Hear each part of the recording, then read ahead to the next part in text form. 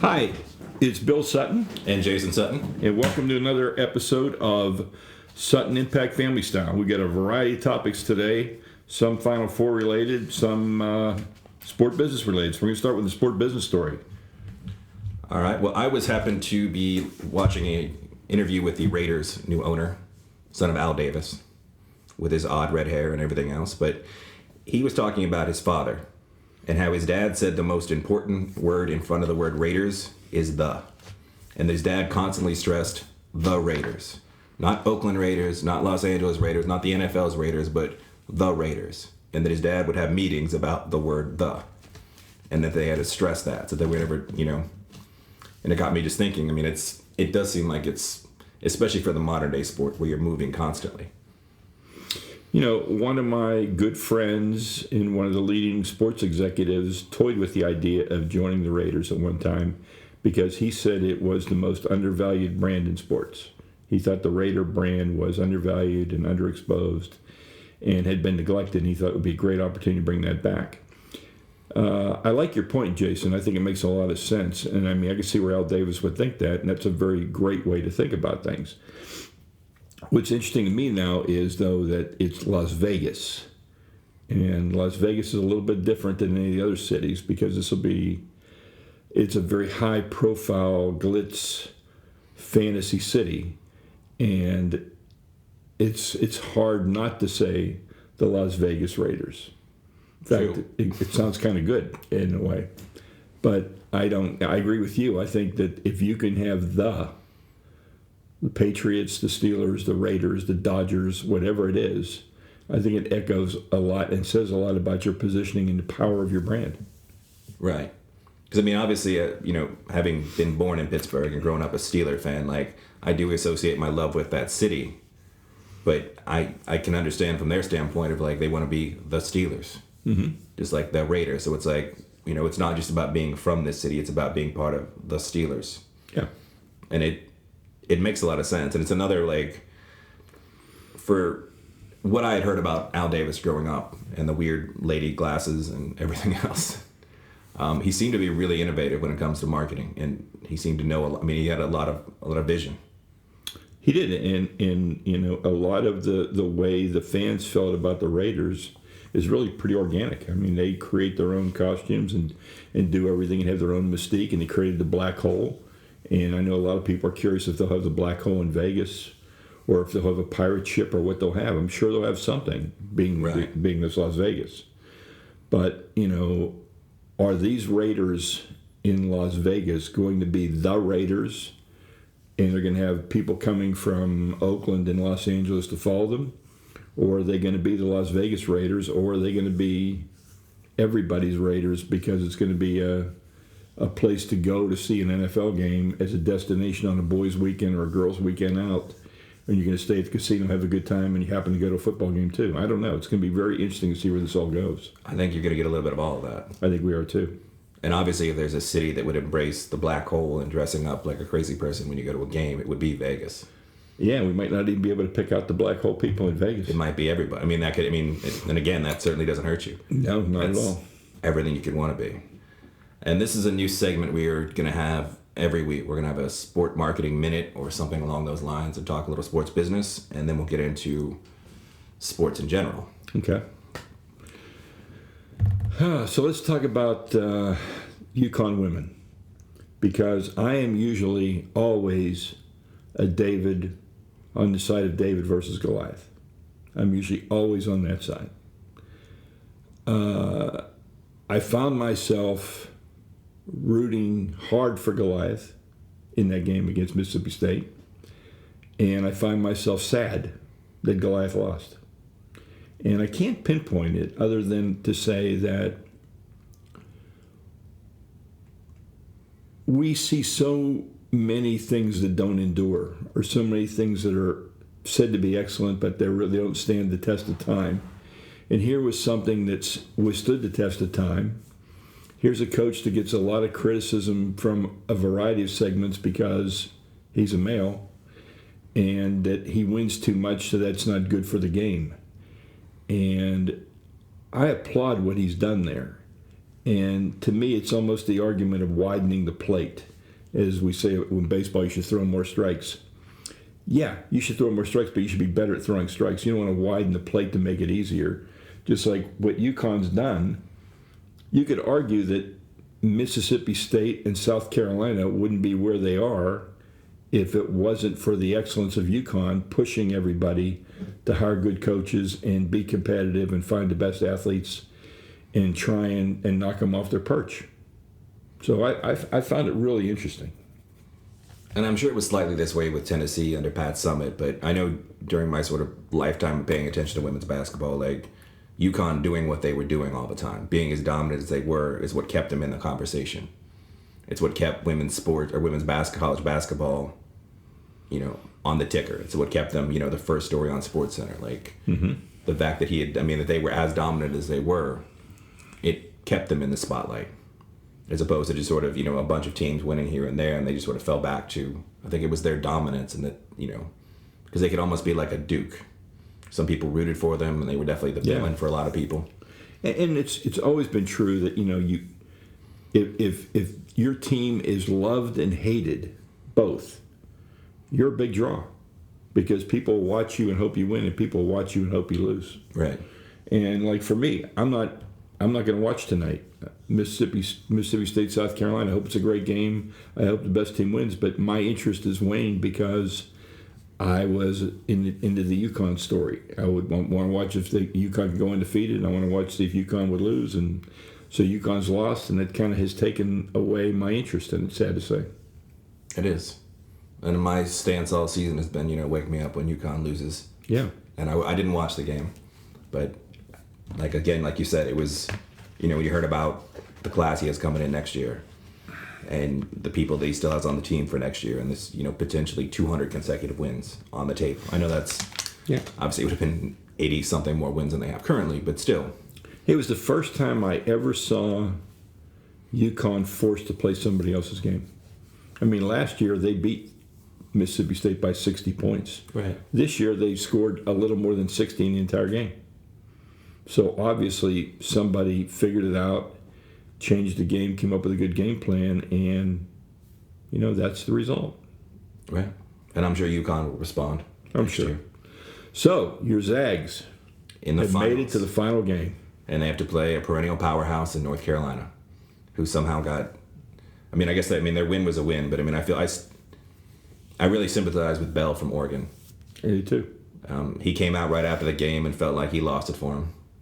And I don't want to pile on to there was 2 chances to get rebounds. Granted, they were down at that point. Yeah, and there wasn't much time left, but still, they had a shot. They had a shot. And I had actually picked Oregon to win that game. I think last week on the show I said that if I had to put money on one team, despite my wanting the Zags to win, I would have put my money on Oregon just in the way I'd seen them play. Well, coincidentally, Jason, I did put money on Oregon, and I took the Oregon +5. So I was sad that Oregon lost, but happy they didn't lose by more than 5. It's very true. So what do you think we'll see tomorrow night? I'm hoping at the very least we get a classic like we did with Butler and Duke. I hope that, Gonzaga, they played, they lost one game all year. Mm-hmm. They've shown in this tournament that they're for real, that their level of play is just as good as the big boys. Mm-hmm. You don't make it to the finals, you make it to the Final Four otherwise. Yeah.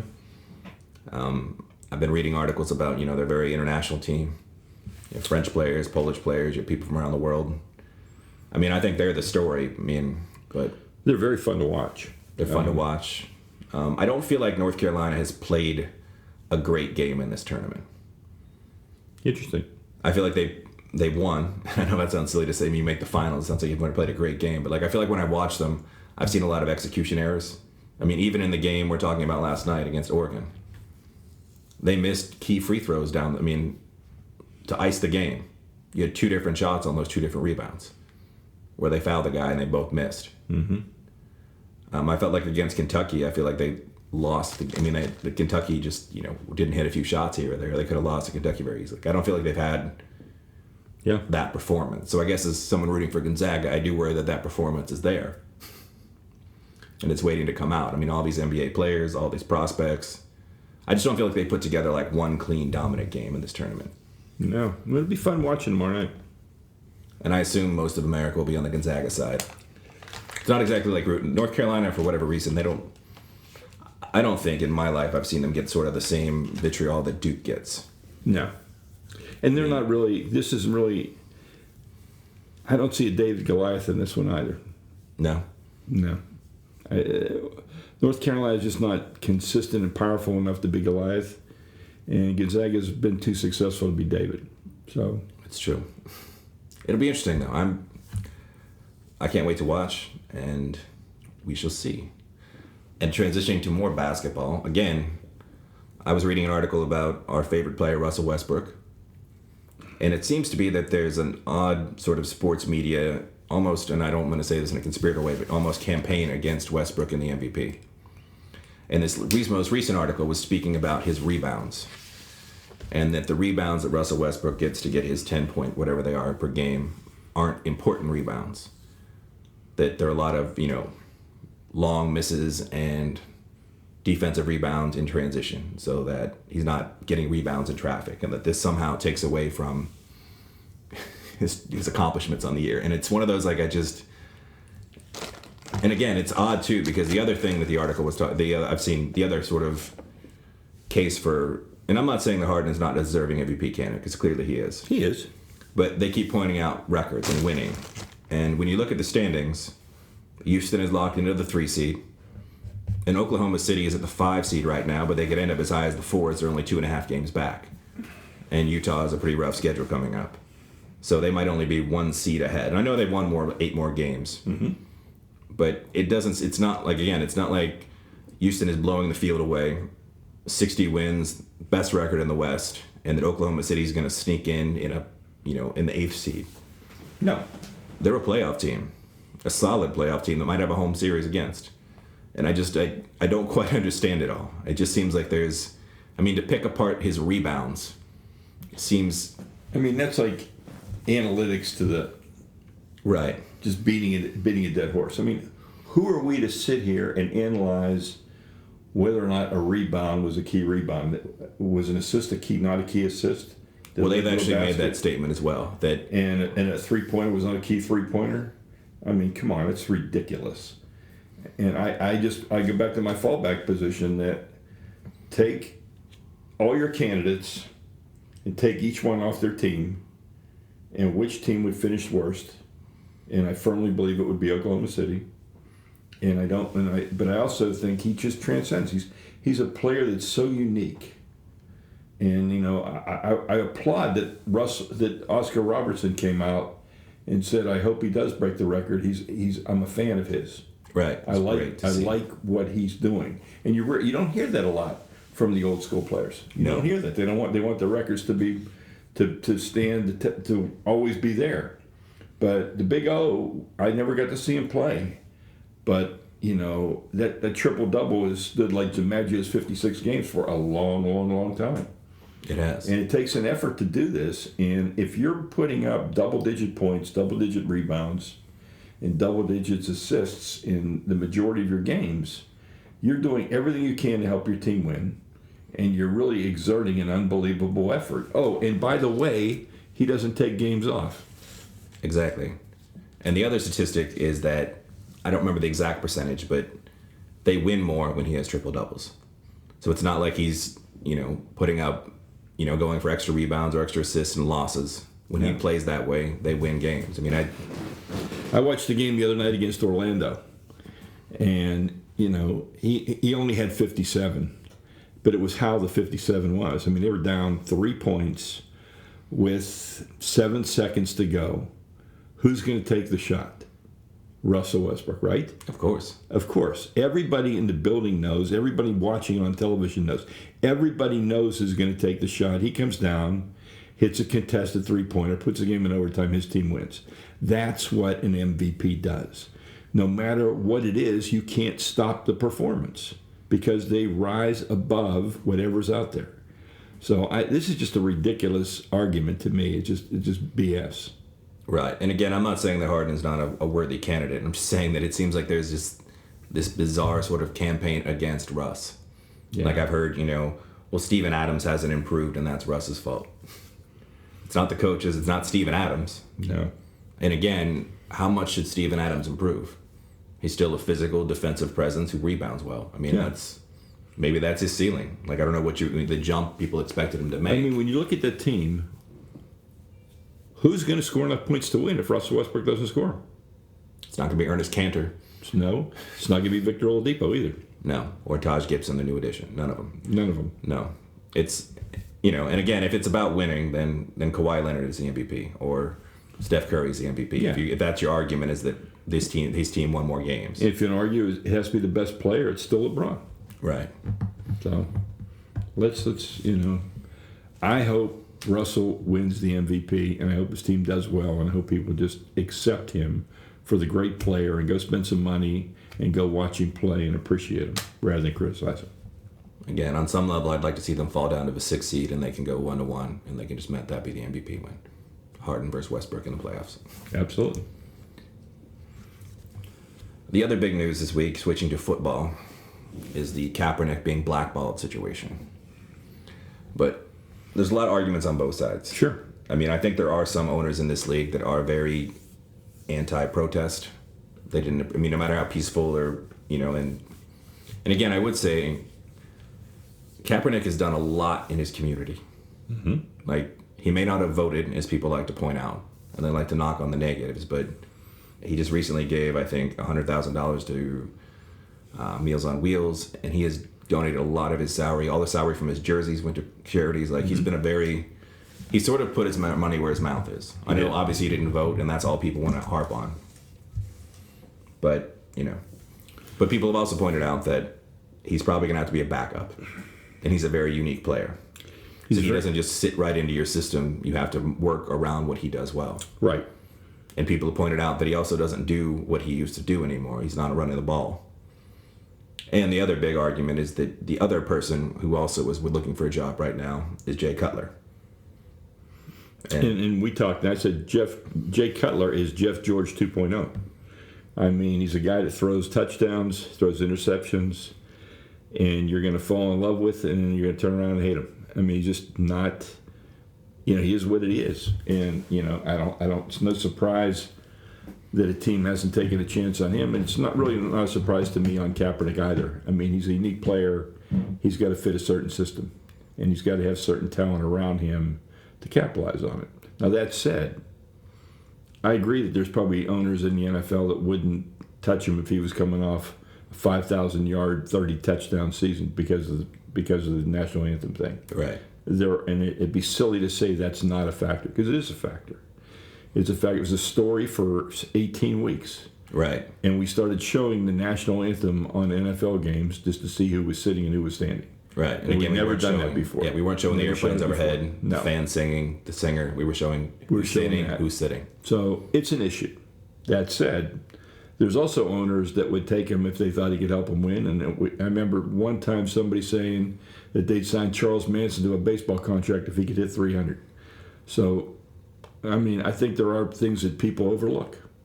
But they're not willing to overlook this because it's bigger than an individual, because it's how it stood out in a time in the United States where patriotism is sacrosanct. And he has said, or he has indicated by his actions, that he is not with the flow, and that has hurt him. Now, I hope he gets a job, I hope he gets a trial, and I hope that things work out for everybody, but I'm pessimistic. Sure. Maybe he ends up in Canada with Vince Young and RG3. Or that other, what's the other league that's coming around? The Spring League? Yeah, that's not going to last. No? No, you can have a little spring. My advice, XFL. We'll make another sport business minute here. The Spring League, I would tell them right now that to go to the second floor of their houses, open up the window, throw all their money out at one time. So they're just on a drain for 6 months till the league folds. I don't see any way that makes it. On the other hand, Ice Cube's basketball league, I do think is a good idea. I do too. It's very unique. It'll give people a chance to see players in a different context, interact with them. I think it's going to be fun. But spring football, no. There's just too much football. The NFL's too powerful. College football's too powerful. And this will come off as to what it is. Minor league. Right. which is exactly when they watch those first XFL games and Yeah. to see it. I mean, I mean, how if he hate me doesn't become a personality, how long does that go, right? right. And again, especially when it is, guys that washed out of the NFL. So it's like, Yeah. it's not like it's a He competing used to league. be in the that's NFL. getting- Let's go right. see him play. He used to be in the NFL. Right. It was pretty much the same thing with the last attempt. Well, he used to play at Florida, so we're going to put a team in Florida. And you'll go see him because he used to play at Florida. No, you wouldn't go see him because he used to play at Florida. You'd play him if he was on an NFL team and he played from Florida. Right. Or if he was playing for Florida still. But that's it. Otherwise, it doesn't make a difference. No. And again, the NFL, as we discussed, is now, I mean, I find NFL articles I read every single day. Mm-hmm. There's always something. I mean, I'm excited about the draft right now. Yeah. And if it's not the draft, it's free agency, upcoming free agency, Tom Brady's diet. I mean, you just go down the list. Like, they're in the, I mean, it's not like there's a lull where there's no football. There's never a place where it's like, oh, well, there's these 3 months where people that love football have nothing to do. The But the NFL take NFL care of that. they've done it. They've given you brilliantly, something. Yeah, absolutely. which is just, it's amazing on their part. And again, I eat it up. I'm not going to pretend like I don't. No. I go on to the Post-Gazette page every morning and I look at the Steelers stories and the Pirate stories every morning. And they don't disappoint because there's some kind of Steelers story on every morning. Every morning. And depending on how deep you want to go on different websites like Steeler Depot and some of the smaller ones, Yep. there's even more stories. Yep. And it just is. You're not getting away from this. Like, it's No. just, and again, I mean, the draft, who's going to get picked where? I mean, and again, it's the NBA a little bit, but I feel like football's even beat that. I mean, it should be much more impactful as like, Markel Fultz or Lorenzo Ball. But I think the NFL draft has them beat. I watch all 3 days. I sit on the edge of my seat thinking about who the Steelers can possibly take and how they're going to affect the upcoming season, even though we know most rookies don't do that much. No. Well, it's opening day today in Major League Baseball. There was 3 games today. There's one going on probably as we speak, getting ready the Cubs and the Cardinals. And I'm sure we're going to see the Cubs on TV the maximum number of times this year. Without a doubt. And this actually brings up something, I guess this is also somewhat sport business. I am a big video game player, and I just purchased MLB The Show on PlayStation. Okay. It's the only officially licensed baseball sim in video games right now. And it's exclusive to Sony. Okay. So you can't play it for Xbox, can't play it on PC. You can only play it on PlayStation. You can only play it on PlayStation. And they were I read an article and they were talking to people at Microsoft. Mm-hmm. And they said, well, why don't you pick up the license and create your own baseball sim, something to compete with the show? And they said that MLB at this point is a niche sport. And that the numbers simply weren't there to take all the time to build this engine and create this yearly sim for baseball. They said if, a third party picked it up, they'd be fine. Mm-hmm. But they weren't going to invest the resources themselves. Which just got me thinking about baseball where it was. Okay. And again, this is obviously a video game, and it's not exactly Understood, but still. But that's a pretty big. It talks about interest. Right. So Madden, FIFA, NBA 2K. NBA 2K. How's the NHL game? Well, the NHL game is already done by EA, which means they've already built the engine. So they're just updating minor each year. Mm-hmm. And what they were basically saying is that Sony's done the same thing with MLB The Show. So each year, even though they're making improvements, they already have the base. So have you seen the television commercial for MLB The Show? I have. Explain it to me. I can't. What's really odd is that the show is a real baseball sim. Uh-huh. So it takes Because you. I thought I was watching Marvel. I know. I thought I was watching Heroes of the Bat or something. It was look crazy. And guys were morphing into different things and wearing things, and they looked like superheroes or Mexican wrestlers. I know, and that's not in the game. It's not in the game? It's not in the game. Oh, the game okay. is a real baseball sim with actual stadiums. They've done Then why were they showing me that? to try and get people that aren't already going to buy the show into the game, I suppose, to make it look more like a Marvel movie or something I'll fun. tell you. Because I saw that and I just, what is that? And it definitely looked like Marvel superheroes playing baseball kind of thing. yeah, the only thing they added this year, and I'll just give it a little plug because it's wonderful, is I remember we had RBI baseball when we were little. Yeah. They have a retro mode now. And you can slide your pitcher back and forth across the mound. It's one button to hit, one button to throw, one button to pitch. Cool. So it's got the same old sound, just like the old Nintendo game. What about that baseball in television thing we used to play? What was that called? Remember you had it on television? Oh, yeah. In television? We did that little game, that little handheld thing? And you had the little 9 buttons. Yeah. And you had the little card you slid in. Yeah. Yeah, that was different. That was cool. It is, but it just, like I said, as we talked about, opening day at Major League Baseball, and like I said, I was thinking about NCAA tournament Yeah. and the NFL draft. Yeah. And then I read that article and I was like, well, I still love baseball. I mean, obviously I get that from you. Yeah. And I love the game, but I just thought, if there's a market out there, somebody would pick that up in video. But they're simply they said it's not worth the effort of developing an entirely new engine and creating a baseball sim to sell 1 million copies. Well, I will be headed to opening day in Pittsburgh on Friday. And thanks to my good friends at Majestic, who make official Major League Baseball on-field apparel, I have some warm weather gear for my wife and I to go watch the games. It was very nice of them. We'll see how the games turn out. The weather looks like 50-ish, 40-ish, rainish. So, still not crazy about April baseball. I was about to say, I know, there's a lot of talk right now in the NBA about shortening the season. Mm-hmm. And that mathematically it makes more sense to be at 76 games as opposed to 82.